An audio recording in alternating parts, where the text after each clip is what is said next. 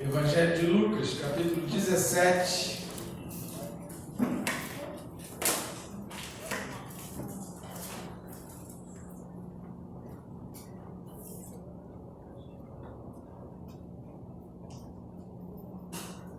Nós vamos ler os versículos de 7 a 10.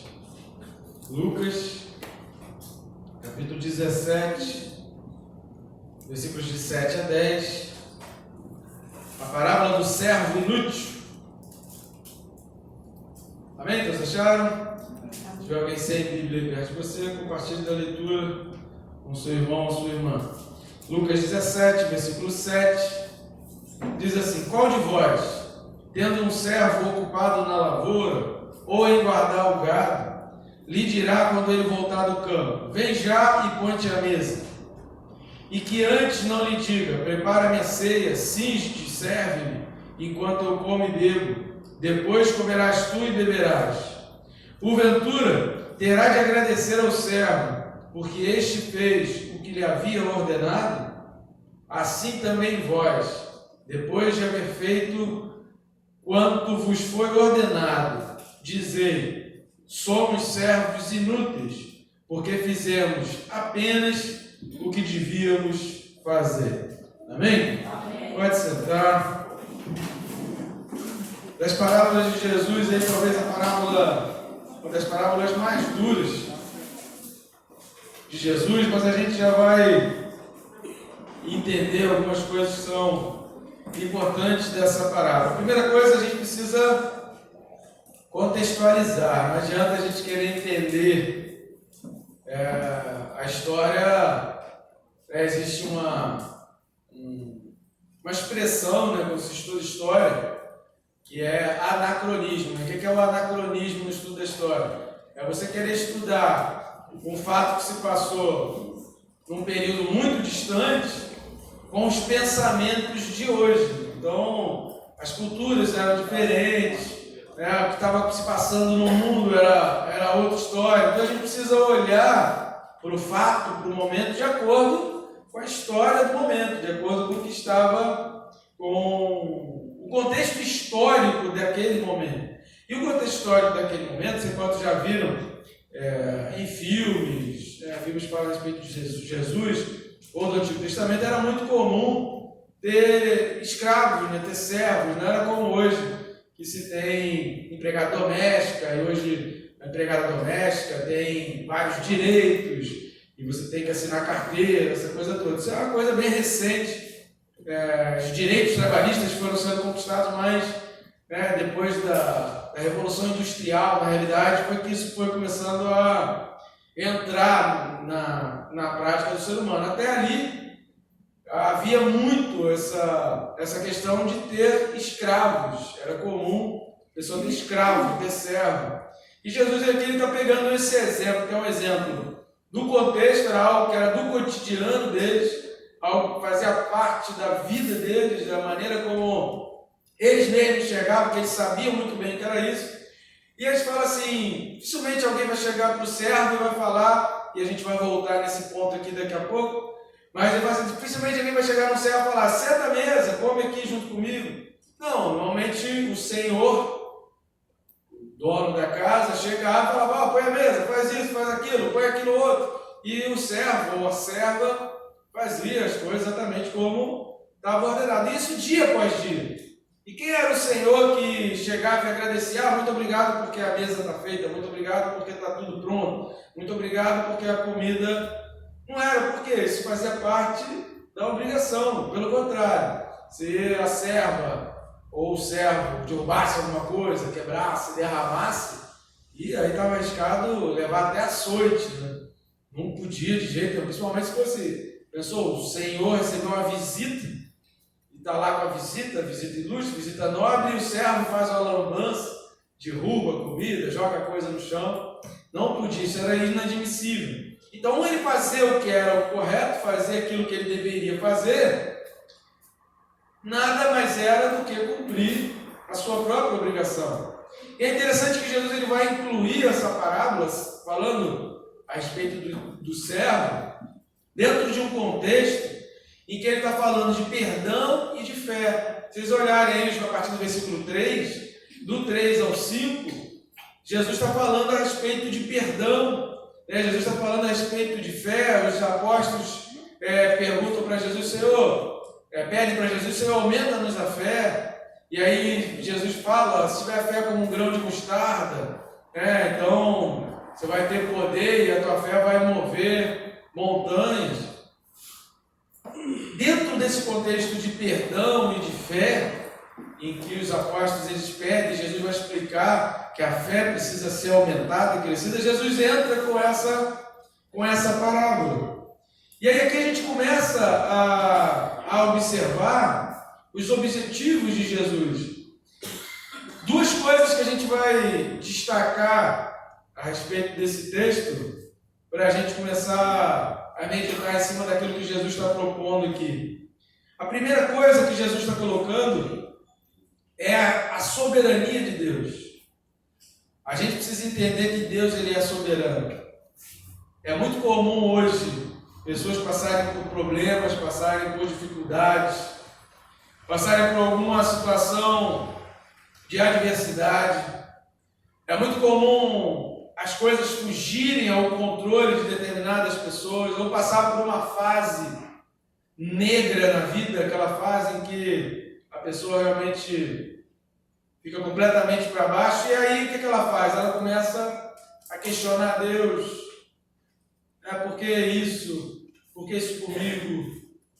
Por que está se passando isso? Deus, eu determino que seja diferente, o Senhor precisa fazer algo diferente na minha vida, o Senhor tem que fazer. E às vezes chega aí, Senhor, eu sou dizimista, eu sou isso, aquilo, não admito passar por problema. E aí a gente começa a entrar e caminhar numa linha em que Jesus ele fala que a banda não toca assim. Não é assim que a banda toca. Eu sou dizimista, eu cumpro as leis. Certa vez Jesus ele conta uma história que um homem chegou diante de Jesus. Senhor, eu dou dízimo, eu faço isso, eu faço aquilo, eu obedeço pai e mãe, nunca traí, nunca fiz nada, todos os mandamentos eu cumpro à risca. Aí o que Jesus pediu para ele? Pega todos os teus bens, que Jesus viu aquele homem na rede, vende. Não era pegar os bens e distribuir para os pobres, não, porque isso era uma coisa, Jesus poderia ter pedido isso. Mas Jesus falou para ele trabalhar. Jesus falou, pega os teus bens, vai trabalhar vendendo os teus bens, e aí o dinheiro que você arrecadar da venda dos teus bens, dá para os pobres. E aquele homem saiu triste porque diz o texto que ele era dono de muitas propriedades. Em várias passagens, a gente vai ver algumas outras aqui, daqui a pouco. Jesus ele quer de nós sempre algo além. Existe uma coisa que a gente precisa aprender, queridos, na Bíblia, que uma coisa é a ordem, uma coisa é a obediência à ordem, uma coisa é cumprir a ordem de Jesus. Fazendo isso, a gente é um servo inútil, é um servo. Se a gente não faz, a gente não é nem servo. Mas se a gente faz o básico, a gente é um servo que está fazendo, mas é um servo inútil, porque a gente só está fazendo o que foi mandado, só está fazendo o que foi pedido. Então uma coisa é a ordem de Deus, uma coisa é a palavra de Deus. Lá no curso que a gente está fazendo, tem um pastor lá que ele usa uma expressão muito usada, alguns devem conhecer, né? Uma coisa é o Logos, é a palavra de Deus. Outra coisa é o Rema, que é a palavra que vem trazer vida, que gera vida. Então, uma coisa é a ordem, a outra coisa é a instrução. Então, uma coisa é a gente entender a ordem que está sendo dada, é a gente cumprir a ordem que está sendo dada. A outra coisa é a gente entender o que Deus requer de nós. Lá em João 4, quando Jesus fala assim para os discípulos, vai lá na cidade e compra, e traz alimento porque eu estou com fome. A ordem de Jesus era ir lá e buscar alimento. Mas havia algo por trás disso. Jesus estava pegando os seus discípulos do meio dele e botando no meio de samaritanos. Lá eles estavam onde? Em Samaria. Jesus estava pegando homens que eram, em sua maioria, judeus, e colocando no meio de samaritanos. Jesus queria o quê? Que eles fizessem a diferença. Era para trazer alimento, mas não era só para trazer alimento. E aí o que Jesus responde quando eles falam: Senhor, eu trouxe aqui um pãozinho para o Senhor, trouxe aqui um queijinho, trouxe aqui um pãozinho de queijo, que sei que o Senhor gosta de pãozinho de queijo, trouxe aqui um negocinho gostoso, uma parada maneira aqui para o Senhor, uns troços deliciosos para o Senhor. O que Jesus fala para ele? Já comi. Estou bem. Ué, mas a gente tem um trabalho, a gente vai lá na cidade para pegar comida. Jesus queria algo a mais. A mulher samaritana que ficou com Jesus naquele meio tempo fez mais do que eles. Ela se converteu ali, saiu, em poucas horas trouxe uma multidão que creu em Jesus, de samaritanos. Jesus ele sempre requer da gente um passo a mais e a gente entender que Deus é soberano. E Ele é soberano para quê? Para dar na minha vida o que Ele quiser e para eu conseguir fazer dentro daquilo que Ele está me dando, porque Ele quer, a vontade dEle. Porque se eu simplesmente entendo, aceito e paro, eu estou sendo um servo inútil. Nós somos apenas servos que se tornam apenas inúteis. E aí a gente precisa entender essa diferença. É um servo, está fazendo o que está mandando. Mas que diferença está fazendo? Se a gente só está fazendo, é o que Jesus está falando, apenas faz o que devia fazer. A sua soberania, a soberania de Deus, ela não pode ser algo simplesmente que eu sei que existe. Ela tem que ser algo real na minha vida, nas minhas atitudes. Ela tem que refletir no meu dia a dia. Às vezes, eu percebi isso em muitas situações da minha vida. Acontecem algumas coisas ruins na nossa vida. E se você não reconhece a soberania de Deus, que Deus é soberano dentro daquilo que Ele fez na tua vida, você perde uma grande oportunidade de dar um testemunho da grandeza de Deus. E aí quando você começa a descobrir, e aí por isso vem a maturidade, você começa a descobrir que algo de ruim aconteceu, eu levei um tombo, eu passei por um problema, passei por uma adversidade, eu caí, ou aconteceu algo, de a maré está vindo contra, o vento está forte, mas eu estou reconhecendo que Deus é soberano, que Deus é maior do que tudo na minha vida. As pessoas estão observando e a gente não consegue imaginar que tem gente observando a gente, mas sempre tem gente observando a gente, e a gente consegue mostrar que Deus é Deus. Porque, queridos, mostrar que você é crente, tudo está indo bem na tua vida, o dinheiro está bom, está sobrando dinheiro, o carro não quebra, a casa não dá problema, a família está bem. Eu conheço um montão de gente, querido, que não é crente, a vida é assim. Agora, na hora que você passa por um problema, ou na hora da adversidade, é que aí o negócio aperta, porque quem não tem Deus, bate o desespero.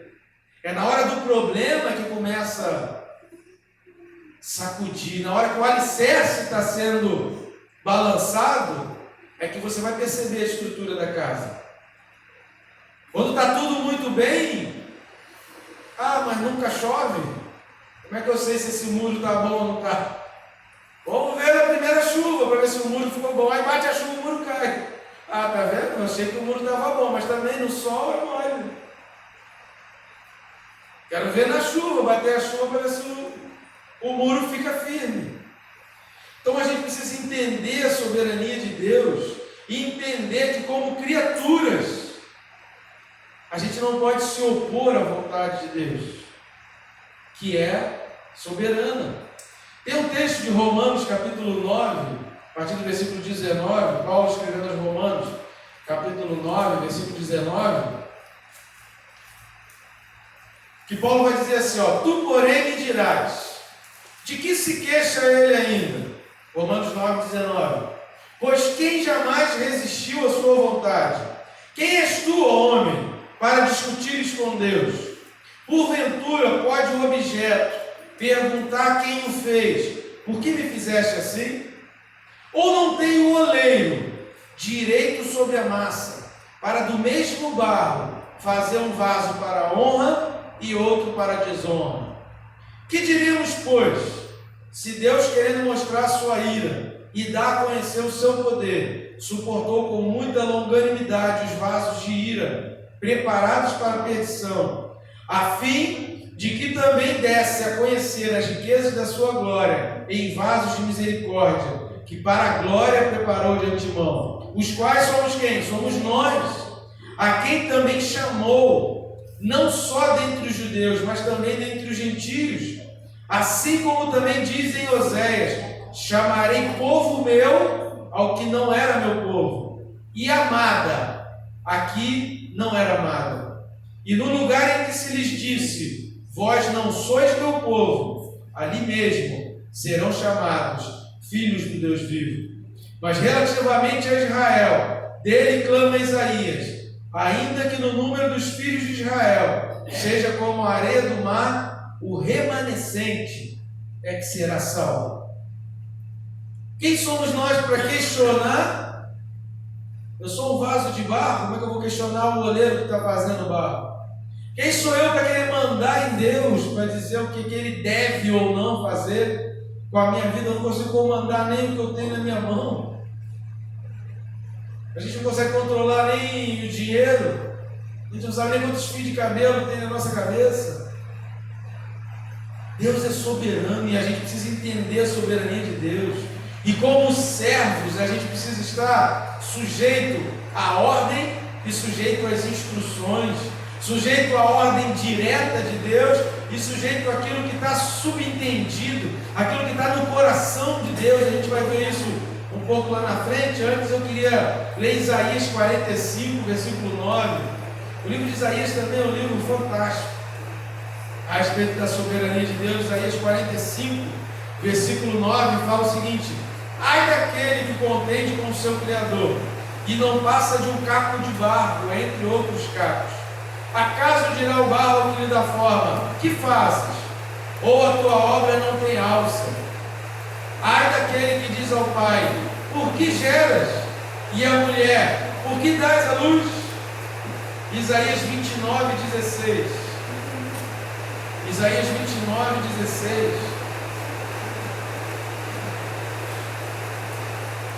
Isaías 29, 16 vai dizer: que perversidade a vossa, como se o oleiro fosse igual ao barro, e a obra dissesse do seu artífice: ele não me fez, e a coisa feita dissesse do seu oleiro: ele nada sabe. Querido, quanta gente vive assim, quanta gente vive querendo mandar e dizer: Deus não sabe de nada, Deus não sabe o que faz, Deus não tem ideia do que está fazendo. Deus, eu quero que o Senhor mude o que o Senhor fez. Deus, eu quero que o Senhor... Ele não tem nada contra você chegar diante de Deus e mostrar que você está triste diante de uma situação. Não tem nada contra você chegar diante de Deus como servo, como amigo de Deus, que é o que a gente vai ver agora. Você chegar diante de Deus e falar assim: Senhor, está complicada a minha vida. Senhor, olha para o que me aconteceu. Essa é uma oração que você precisa fazer. Ezequias, o próprio profeta Isaías chegou para Ezequias e falou: você vai morrer, essa enfermidade que você está é para a morte. Isaías deu as costas. Ezequias fez o quê? Virou para a parede e começou a chorar e clamar a Deus: Senhor, eu quero viver mais. Deus pegou Isaías lá do meio do caminho, mandou Isaías voltar, e Deus falou assim: eu vou acrescentar aqui, porque eu ouvi a tua oração. Mas que oração? Como servo, como amigo de Deus. Senhor, olha o meu coração, Senhor, olha o que eu estou sentindo. Não é aquela oração: Senhor, eu não aguento isso, Senhor, faz alguma coisa. Senhor, eu não aceito isso que está passando. Senhor, eu não quero que isso aconteça. Ou o Senhor faz, ou então o Senhor vai ver comigo. Vai ver comigo o quê? E Deus vai ver contigo o quê?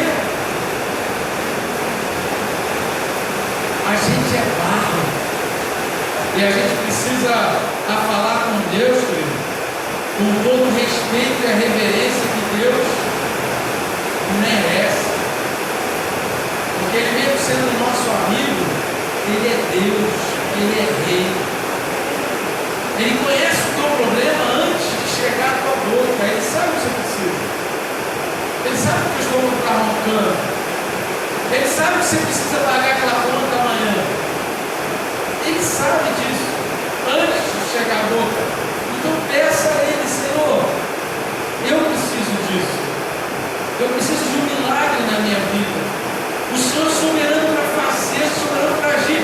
Deus, olha, vem sobre a minha vida e age e faz. É assim que a gente fala, é assim que a gente conversa com Deus. Por quê?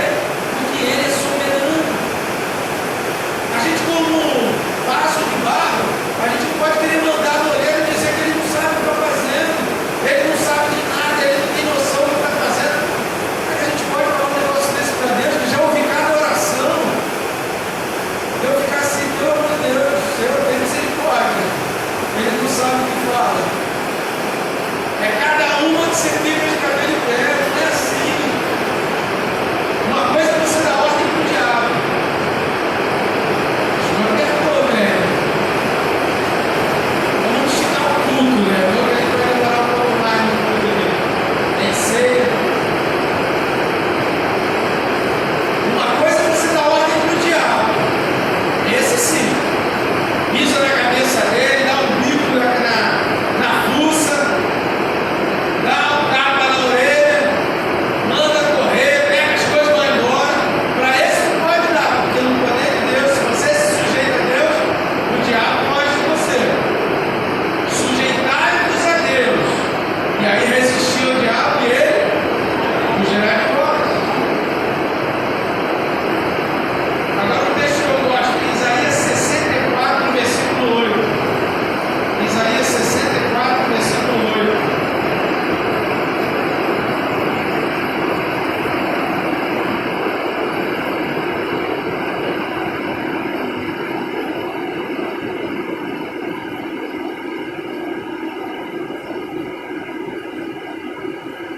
Olha como fazia a oração. Mas agora, ó Senhor, Tu és o nosso Pai. Nós somos o barro e Tu o nosso oleiro. E todos nós, obras das Tuas mãos. Não te enfureças tanto, ó Senhor, nem perpetuamente te lembres da nossa iniquidade. Olha, pois, nós te pedimos. Olha a diferença de oração. Olha a diferença de como falar com Deus com respeito, com reverência, reconhecendo quem Deus é, reconhecendo quem nós somos em Deus, reconhecendo que a gente é que precisa. Lembra da nossa iniquidade. Olha, nós te pedimos, todos nós somos o teu povo, as tuas santas cidades tornaram-se em deserto, Sião em ermo, Jerusalém está assolada, o nosso templo santo e glorioso, em que nossos pais te louvavam, foi queimado. Todas as nossas coisas preciosas se tornaram ruínas. Conter-te-ias tu ainda, ó Senhor, sobre estas calamidades? Ficarias calado e nos afligirias sobremaneira? Ou seja, Senhor, tem misericórdia de nós, olha a devassidão. Só que Ele sabe que é pecador. Ele reconhece que o povo errou, que o povo pecou. Olha a diferença de oração. Senhor, eu reconheço que Tu és o nosso Pai. Como é que Jesus ensina a oração? Aquela oração conhecida como oração do Pai Nosso. Pai Nosso que estás no céu. Isso é reconhecimento da soberania. Reconhecimento que Deus está acima de tudo. Reconhecimento que Ele é sobre todos. Pai Nosso que está no céu, santificado é o Teu nome. Ou seja, independente do que eu vou pedir daqui em diante, independente do que vier a ser sobre a minha vida, Senhor, o Teu nome é santo, o Seu nome vai continuar sendo santo. Santificado é o Teu nome. Venha a nós o Teu reino. Por quê? Por que alguém pede isso? Venha a nós o Teu reino. Porque eu sei que Ele é rei. Eu sei que Ele é rei. E eu sei que eu preciso da direção dEle. Eu preciso do controle dEle. Querido, sem Ele, aí que o negócio está feio mesmo. Aí que a coisa está mais perdida ainda. Então, voltando lá para Lucas 17, reconhecimento da soberania de Deus. A gente precisa reconhecer a soberania de Deus. Segunda coisa, a gente falou a respeito de ordem e de instrução. Como que a gente entende a instrução de Deus? Sendo amigo de Deus. Quando você adquire intimidade com uma pessoa, você entende a pessoa no olhar. Não é assim com marido e mulher? A mulher normalmente entende o marido. O marido nem sempre entende a mulher. É mais enigmático. Precisa de muito tempo de convivência para entender. Às vezes a mulher fala assim, não, e o homem não está entendendo nada. E a mulher bate o pé. Aí, peraí, isso. Tem uns que pegam no tranco, né? Demora mais um pouquinho. Mas com o tempo, né, vai entendendo.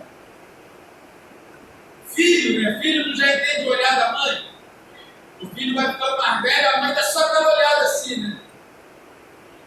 A mãe vai fazer a visita. Aí o filho já chega mexendo na estante. A mãe vai fazer o filho passar vergonha, só regando o olho. Aí o filho daquela olhada, bota no lugar, já entendeu o recado. Precisa de muita coisa, tem criança que precisa jogar o chinelo assim, para poder entender. Mas o que está faltando? Está faltando intimidade. Está faltando conhecer o coração, está faltando conhecer a vontade, está faltando entender. E quando Jesus fala que Ele quer que a gente seja amigo, é que a gente consegue entender. Se Ele dá uma ordem e a gente tem intimidade com Ele, a gente consegue entender que Ele deseja mais além daquilo. João 15, versículo 15. Evangelho de João, capítulo 15, versículo 15.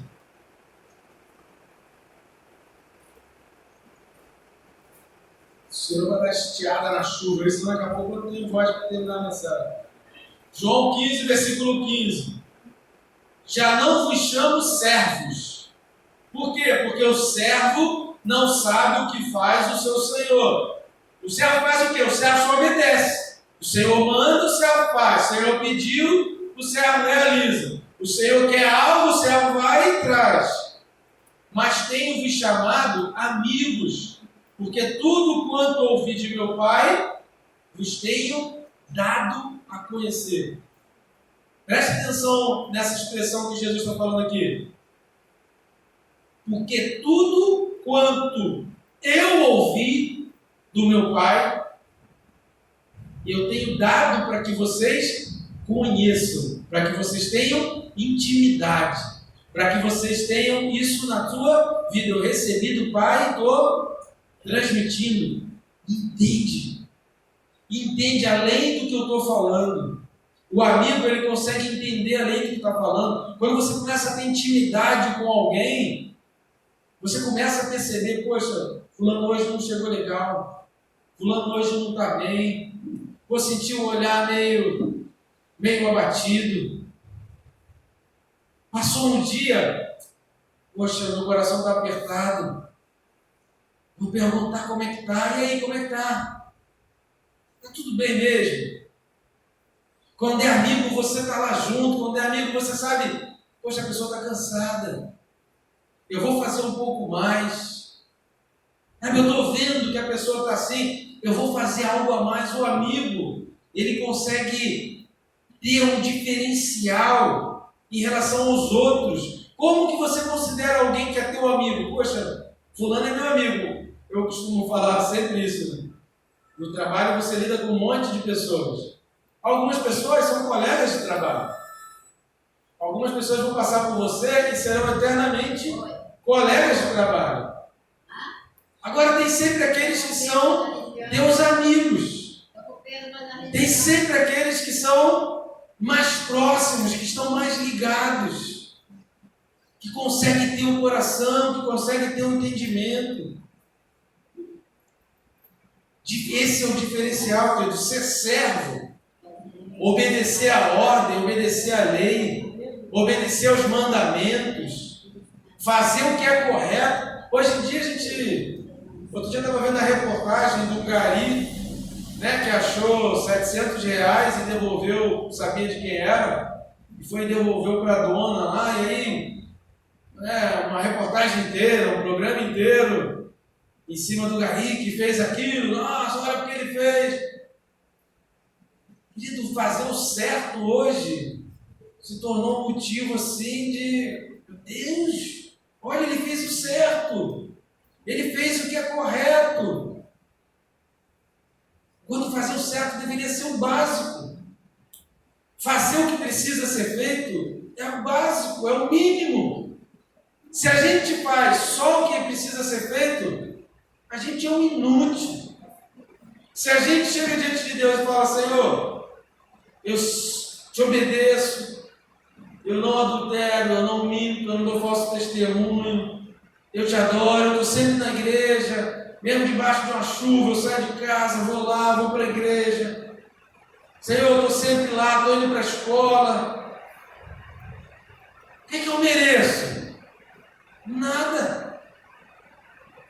Você está fazendo é o básico, é o mínimo que precisa ser feito. Você está fazendo é só o que você deveria fazer. Então ninguém é louvado, ninguém é engrandecido por fazer o que deveria fazer.